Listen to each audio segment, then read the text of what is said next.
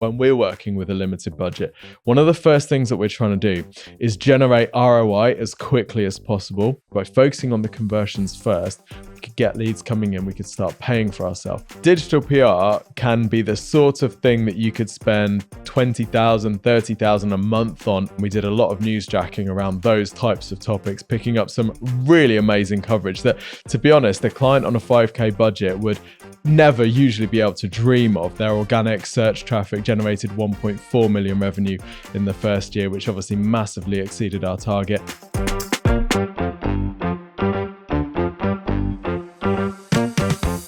Hi there.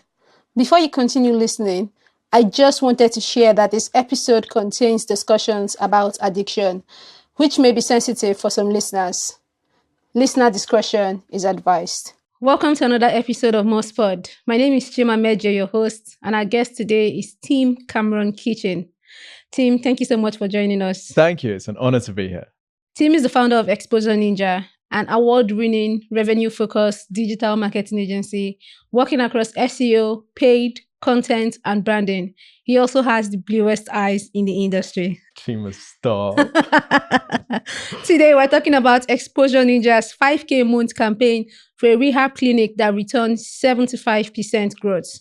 If you find anything interesting from this episode, please use the hashtag MozPod to tag us and share your insights on social media. Tim, you achieved incredible results for a rehab clinic, including winning UK Search Awards, which was how I found you. Tell us about the results that this campaign achieved. Yeah, sure. This was an incredible campaign for a client that came to us with very little by the way of digital marketing success and had very little SEO visibility. So just to give you, I guess, some headline results, their target was 800K revenue. They wanted to get to 1 million revenue. We helped them blow past that. We think that their organic search traffic generated 1.4 million revenue in the first year, which obviously massively exceeded our target. We helped them grow from 1,000 monthly organic search visitors to 25,000 organic search visitors. And we helped them grow for their conversions from organic from 193 a year to 150 per month. So this was an incredible success for the client. And I have to say, before we start, I didn't do this work. It was the team at Exposure Ninja. So while I'm here taking all the credit for it, it was their hard work and their insight that really made this possible. Oh, how kind of you to share the glory with the team. Did I hear you correct? You said you took traffic from 1K to 20K? 25K a month. From 1K to 25K. Yeah. That's insane. Yes. Because I had to come back and just be like, did I hear that right? What is my ear like? So can you describe the specific tactics that you implemented that led to this insane results? Please start with the 1K to 25K, if you may. Cool. Well, we basically focused in 3 areas. SEO, so the optimization of the website, technical optimization, then content marketing. So we published a huge amount of content on this client's website, and then digital PR to build links. And it was that combination of things that really helped their traffic grow. One of the key decisions that we made was to turn this rehab clinic's website from just being a website about the rehab clinic to being a website all about rehabilitation, overcoming addictions in all of the different areas that they helped their patients with. So this meant that the amount of content published on the website increased significantly. And that gave us a much larger search footprint, which we could then bring people onto the site, asking all sorts of questions and convert them into leads for the rehab clinic. All right, I'm going to break down into one of them one by one. You said SEO, you said content, and you said digital PR. Thankfully, these are all areas I'm familiar with. What specific SEO strategies did you implement? Yeah, so some of the things that we noticed when we first started working on the site was that there are very few internal links. So although there was a very small amount of content, when you read that content, it wasn't actually obvious that this was a rehab clinic. So one of the first things that we did is made sure that any content that was published on the site linked back to the specific rehab pages on the rest of the site to funnel that traffic through.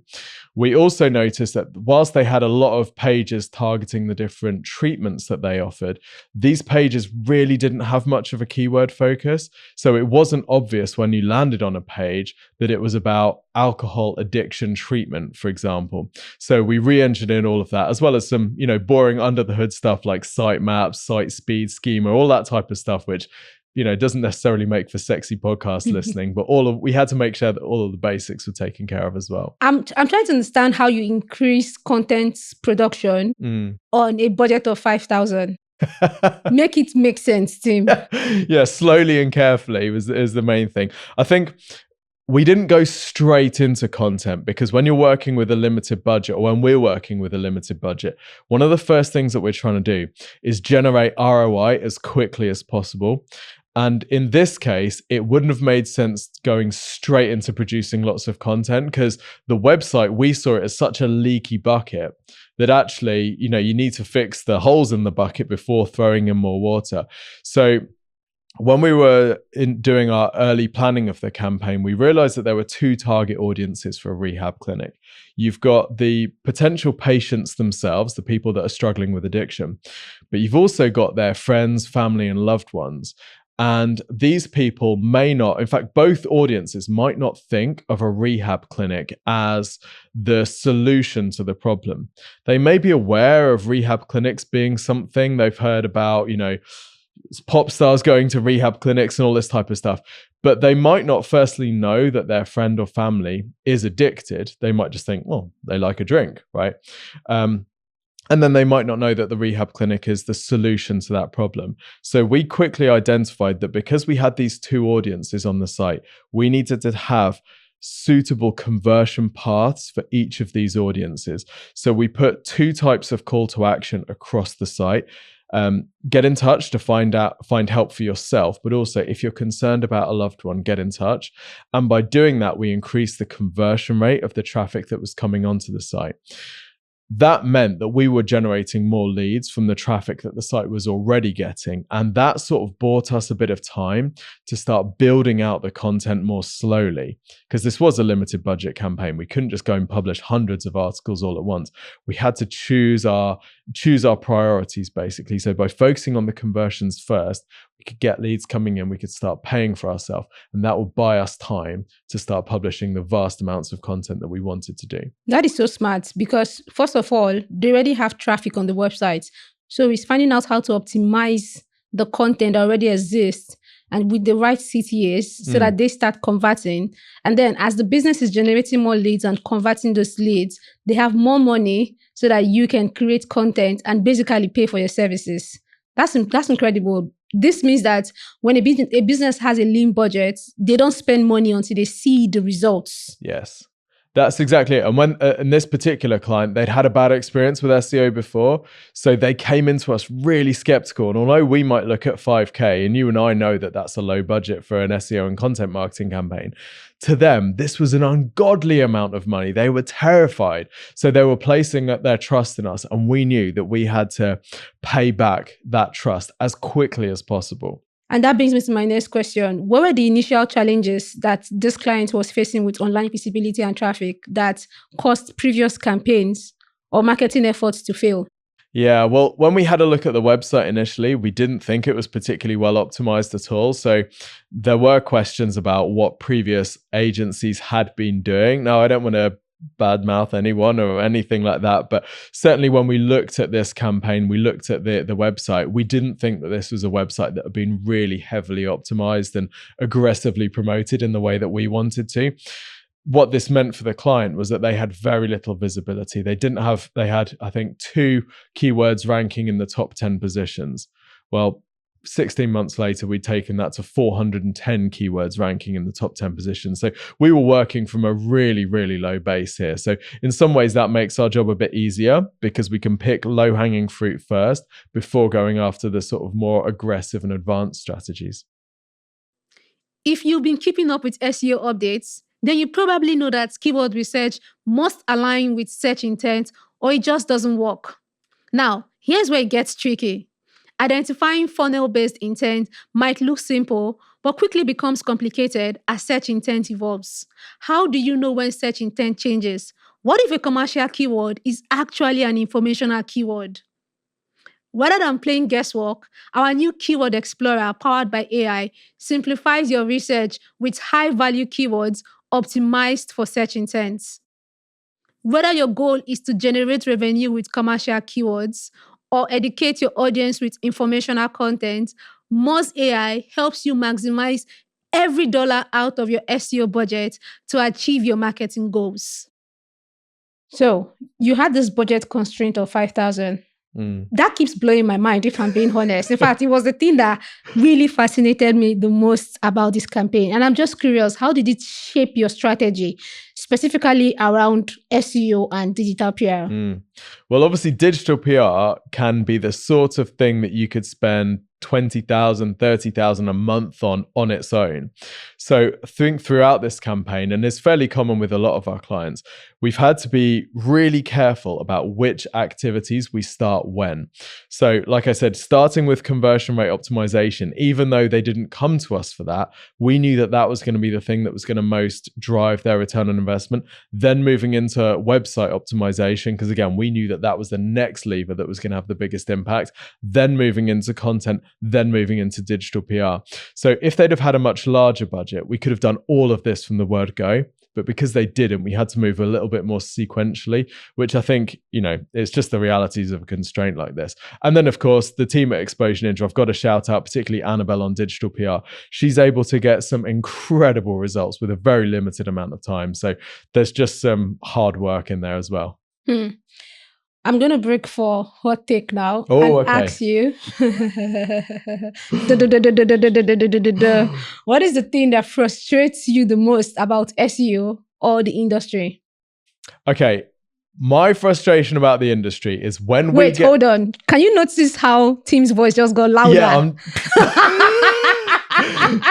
So one of my frustrations about the industry is when we get too theoretical. For me, SEO is about making money for our clients, and that should drive everything that we do. And I think for so many SEOs, it's not about that. It's about some certain technical aspect or arguing over semantics. There's been a discussion that's been going on LinkedIn recently about whether TikTok is a search engine, right? Who cares? And my take is anyone who is spending any amount of their time, energy, or mental budget on debating the semantics of that is missing the wider point. People are going to TikTok to search. That's where we should be getting our clients visibility to help them make money, right? And my concern is that this is going to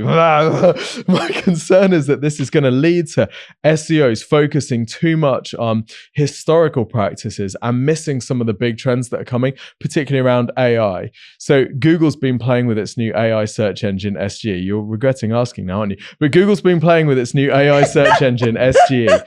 Most SEOs don't know how this thing works. A lot of them don't even know that it exists because they're on LinkedIn debating whether TikTok's a search engine. So I think we need to get our heads out of wherever they are and start focusing on making our clients some more money. Tim, you did not just break the table.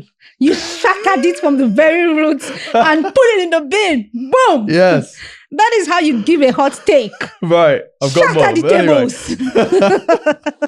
You know what? I absolutely have to agree with you. First of all, TikTok is a search engine.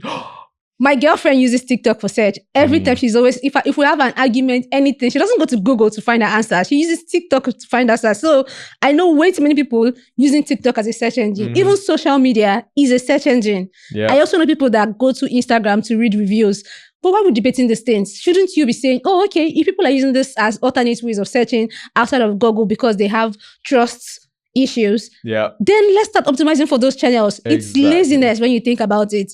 We want to just put all our eggs in one basket because it is what we know. If it's what we know, we want everybody to also be the same thing, the same boat. And then the moment you start challenging that status quo, then what else do you have to offer? When you think about it, nothing. Yeah, this is about people protecting the reputation they've built. I want everyone to play the game that I'm an expert in. Yes. That's not how the world works. Yes, agreed. Oh, that was so good. All right, back to our campaign. Yes. And now watch Tim's voice go back to his professional voice. Yes. I'm pumped now. Blood's flowing. Were there specific areas in this campaign, given it was a limited budget, where you found efficiencies to kind of stretch the budget even further?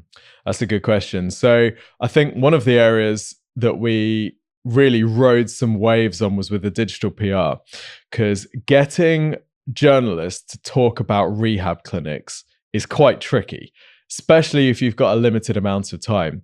So what the digital PR team did that was really smart, I think, is they're looking for trends and they're looking for topics which are potentially related. Now, it just so happened that there was a series released called Dope Sick, which was all about opioid addiction. Then we had a lot of coverage around specifically fentanyl addiction and porn addiction in August 2022. And there was a lot of journalist chatter about these topics. And of course, when a journalist is writing about these sorts of topics, they need sources, they need people to refer to. So we jumped onto that and we did a lot of newsjacking around those types of topics, picking up some really amazing coverage that, to be honest, a client on a 5K budget would never usually be able to dream of. But we got like really in-depth features. We got some of our clients' case studies published on national news websites, and that was give us some examples of where you got links from. What kind of places? One great example was on the Independent website. So the Independent was doing a story on opioid addiction, and we got one of our clients talking about how our client had basically saved their life and what the reality of opioid addiction was like. And of course, this included a link back to the client's website. So that's incredibly powerful because it's not just a link from the website. It's also basically a testimonial, a case study published on a national news website. And we knew that sort of thing would be powerful because if you are friends or family with someone who has an addiction, these sorts of topics are on your radar. And if you see it published and you log into Apple News and you see this story, you're clicking on that because that is right where you're interested. It really resonates with you at that time. So those sorts of things worked well. Other places like, Men's Health also covering things like porn addiction, which obviously that's a very clickbaity topic, but there is also an underlying really important issue there. And we worked with our clients to sort of develop a position on things like that, which we could use to go to the press with. Okay, let's talk about the end users of this campaign. There are two audiences here: individuals who are dealing with addiction and their loved ones. You already mentioned that you optimized the website to focus around these two groups of people. Now, I want to talk about the specific type of content you were creating to target both of these audiences. Yeah, so for the first thing is going back to what we were saying earlier. Not everyone who is addicted knows that a rehab clinic is the best solution for them. They don't even know necessarily that they have an addiction. They might be saying to themselves, yep, I just like wine, right? But actually, there is a point at which that becomes an addiction. So the first thing that we did is we created content around helping people sort of identify whether or not they had a problem. So what are the signs of alcohol addiction? What are the signs of, cocaine addiction or whatever? That's really top of funnel content. And we noticed that was a lot less competitive than trying to help the client rank for, say, rehab clinic. So we produce content for both of those audiences at that sort of top of funnel stage.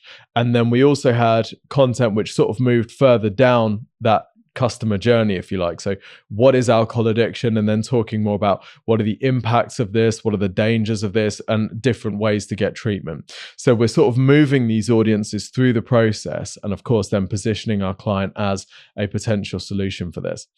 Now, the audience, which was the friends and family, that's a very different audience because they're not only thinking, what are the signs of addiction, but how do I help this person that I love go through this? How do I help them without being too pushy? What are the right times to mention this to them? So that's what we focused on in our content, basically selling to this alternative audience in a way. That's so interesting because off the top of my head, I would have just assumed that the same content would convert for both. After all, is it not the same end result at the end of the day? Well, some of it is, but then some of it is like, what do I do if my friend's an alcoholic or, things like that, where actually it's not just enough. You need to know how to broach that topic. It's a really difficult thing, isn't it? It's very sensitive. And we had to be really sensitive when we're writing it as well, because obviously we're not addiction specialists. We have got a team who've written medical content before, but we had to check all of it and corroborate all of it with the client. Now, you chose to focus on building credibility, particularly through high authority publications link. Did it have any impact on campaign success? Yes, it seemed to. Obviously, it's very difficult to diagnose and say that particular link or this campaign, but we noticed the biggest increase in organic traffic came after picking up those huge publication links. So, I started my SEO career properly in about 2012, and I thought this links thing, it's going to go away. It's too easy to manipulate. Here we are in 2024, and links are just as powerful as ever. So yeah, it definitely works. There's something I always say that, or not I say, my friend, he was a previous guest on this podcast, Joshua George. He said that whatever Google advises you to do the exact opposite. Yeah. Yeah. Because you go online and you're seeing advice from Google telling you that links are no more important.